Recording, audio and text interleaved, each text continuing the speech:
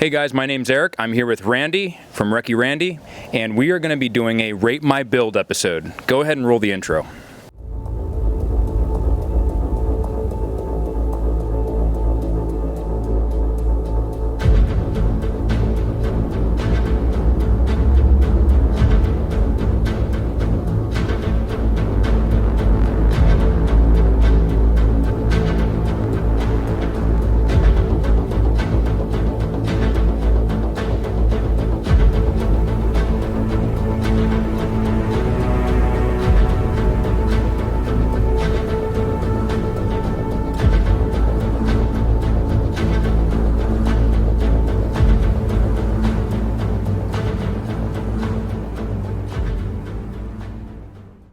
Hey everybody, it's Eric, and thank you for checking out another HatchetCast episode. Today we're going to be doing our first Rate My Build episode, and I have with me guest Recce Randy. You have a YouTube channel, don't you? Sure do, yeah. If you guys want to follow me, it's Recce_Randy. Small YouTube channel, but I try and push out as much knowledge as I can, so shoot me a follow if you want. Nice. So we linked up, and I was like, Randy, I need you to be my first victim to try the Rate My Build episode. Actually, in the dirt bike world and some other worlds, they do like, hey, rate my bike. So we were like, hey, let's bring that to the gun side and let's see, try out different people's builds and then just kind of talk about it. So I guess we'll just talk about what you have going on here. Yeah. So this is a rifle that I've had quite a few years now. This is a Knights Armament factory CQB SBR, which means it's an 11.5 inch. It's a Mod 2 gun. I have changed some stuff out on this throughout the years. So when I got this thing, it was horribly gassy. So I changed to a bootleg bolt carrier group, which is adjustable for suppressed and unsuppressed use. Put an extra power recoil spring in it, and I'm running a Silencer Co. Saker K. Some of the smaller stuff on here, I like my ModTac suppressor covers. This handguard wrap is from Honesty Innovations, and then I got an MLAD laser mod light, and I'm running a SIG Romeo 4T Pro on the Unity S mount, which sits at like a 193 height, so I've been a big fan of that. You said that this is what laser is this? So that is the DI Optical MLAD 3. It's from South Korea, and it's a full power laser that I got, and it's okay. Overall, I like the form factor of it, but the illuminator could definitely be a little cleaner, but for what it is, it's been great. And it looks like on the front of the mod light, you have a 100 Concepts cap. Yeah, absolutely. So I have a 100 Concepts cap on the front of the mod light, and I run a kill flash on the top of my Romeo 4T Pro. The nice thing about these is they actually come with them, but I like not having glare reflective surfaces on my rifle, no matter what I use it for. Now, what are some of the ambi features that you have on the lower? Yeah, so the lower itself is the Knights Armament ambi lower. It has a bolt release on the right-hand side. It doesn't have a bolt holdback, so the new KS1 has that. It has an ambi magazine release, as well as it used to have an ambi safety, but I hate ambi safeties because I keep hitting my hand with them, so I went to a Radian 45-degree single-sided safety, but I run a Radian Raptor small charging handle. I like the little levers. They snag a little bit less, and it's been great. So with the bootleg bolt carrier group, specifically, you were talking about what was the purpose for running that bolt carrier specifically? Right. So if you use a non-flow through can on one of these Knights guns, they are super gassy. It'll gas you out in a couple rounds, and the carrier velocity on it is getting to the point to where I was starting to have issues. So I went from super heavy buffers to super heavy springs, and then it wouldn't run unsuppressed. So I wanted to try out this bootleg bolt carrier group. It actually has a selector in the center to where it bleeds off more gas coming out the side, and that so far has been an interesting option to run it suppressed and unsuppressed and make it a little softer. So when I was running this, that was one thing I was looking for. On the initial first round that I shot, I think there was like a little bit of dwell time, so there's a lot of gas buildup that happened in the chamber area, so it came back in the face.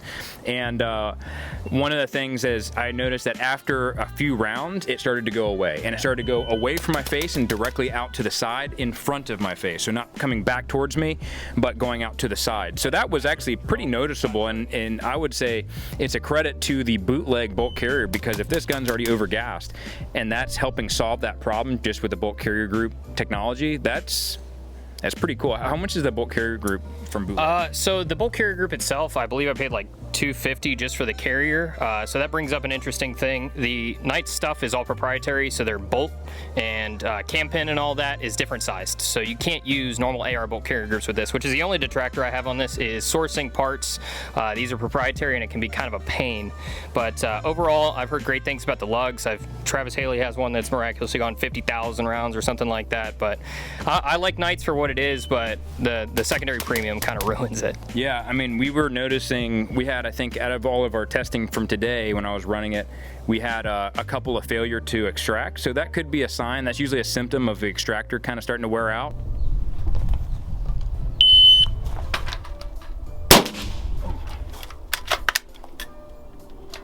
Man, another one?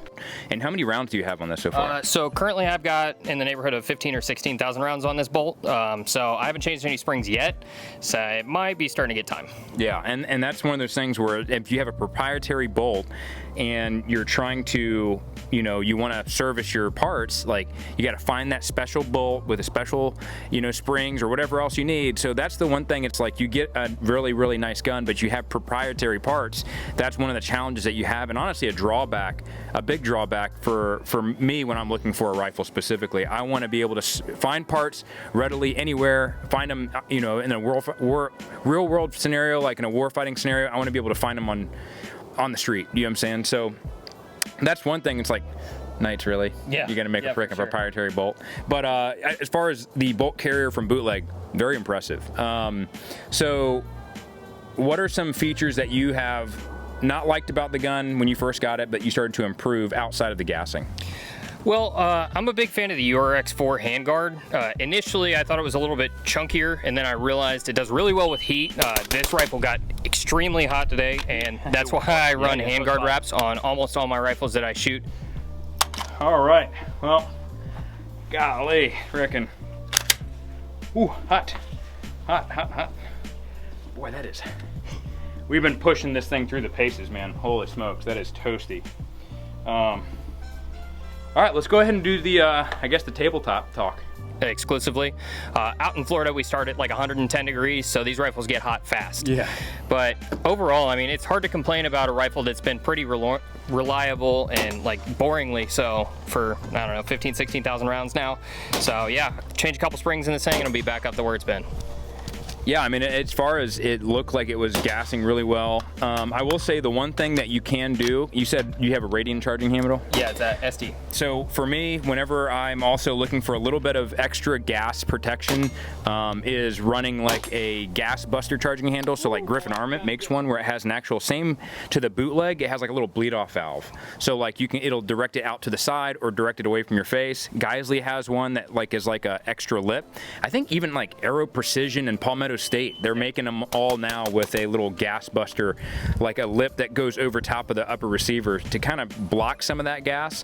How much that really helps, I think it's every little bit helps whenever you're running suppressed, especially now. Like they're linking a lot of health issues to running suppressed all the time. So like a lot of special operations veterans, SWAT guys who do shoot house all the time that run suppressed, they're getting a lot of respiratory and honestly cancerous issues. So it's just one of those things where I don't really run suppressed as much anymore, but running suppressed today was good to figure out like, hey, how well is that Bootleg thing working? So talk to me real quick, because this gun got piping hot, dude.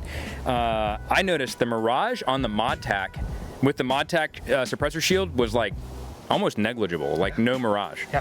Yeah, for sure. Elephant in the room, does it get hot? Yes, yeah, it gets hot.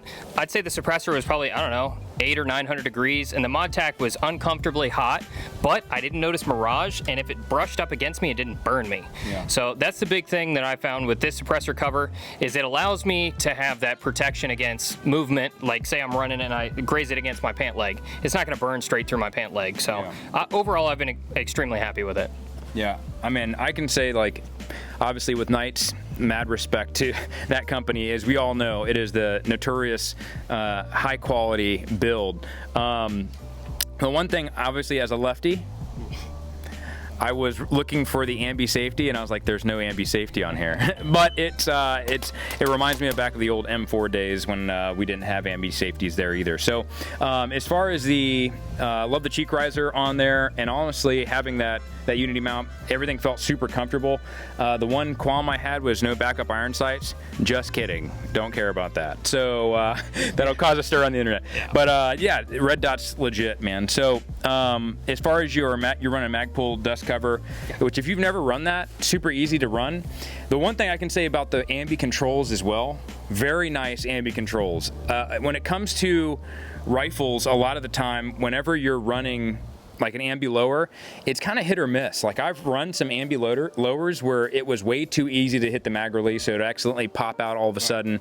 But whenever I'm running these ambi mag releases or ambi control lowers, one thing I'm looking for mostly is how easy is it to send that bolt home, and how easy is it or difficult is it to drop the mag. So one thing I do look for on especially like more expensive guns, honestly it's 2024, is I'm looking for a flared mag well. Like I run a CQB Griffin Armament Mark II, and it has a flared mag well, ambi controls. Like these days, you should be, if you're a manufacturer, you should be flaring your mag wells.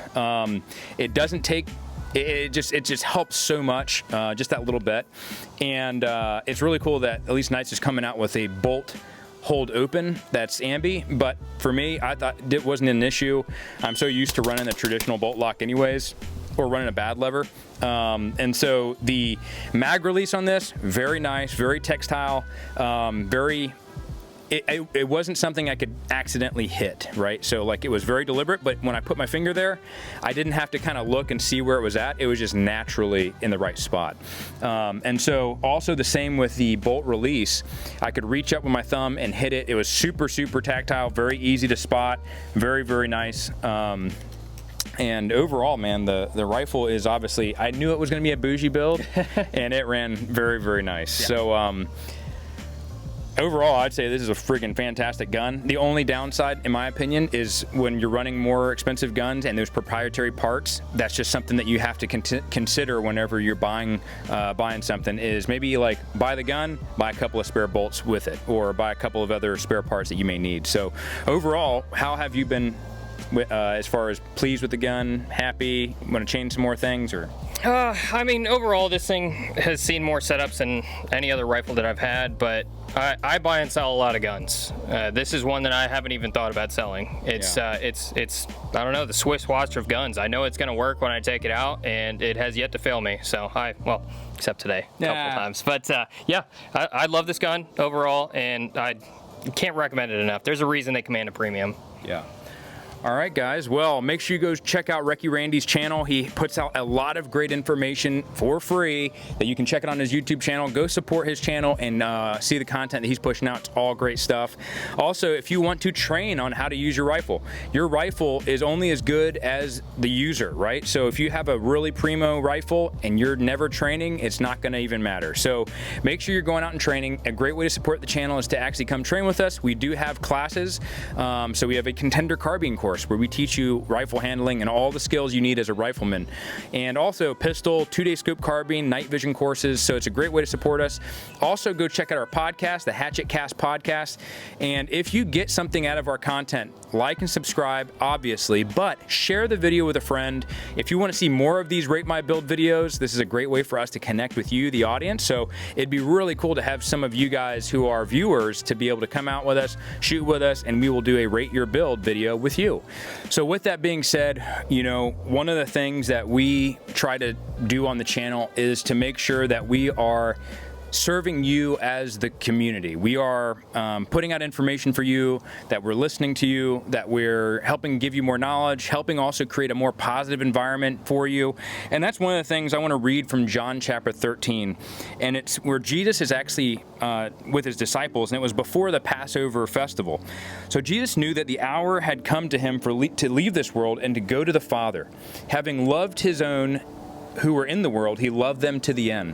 The evening meal was in progress, and the devil had already prompted Judas, the son of Simon Iscariot, to betray Jesus. Jesus knew that the Father had put all things under his power, and that he had come from God and was returning to God. So he got up from the meal, took off his outer clothing, and wrapped a towel around his waist. After that, he poured water into a basin and began to wash his disciples' feet, drying them with the towel that was wrapped around him. He came to Simon Peter, who said to him, "Lord, are you going to wash my feet?"